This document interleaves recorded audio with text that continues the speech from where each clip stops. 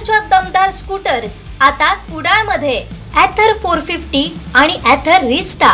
आजच भेट द्या Ather showroom, Mumbai Goa highway, Kudal, hotel spice कोकणच्या समोर. संपर्क 9730 10 64 77. भुईबावडा कॉपी प्रकरणातील मुख्य सूत्रधार शिक्षक संजय राठोड्याला आज न्यायालयात हजर केलं असता 3 दिवसांची पोलीस कोठडी मिळाली आहे. राठोड्याला बुधवारी रात्री उशिरा अटक करण्यात आली होती.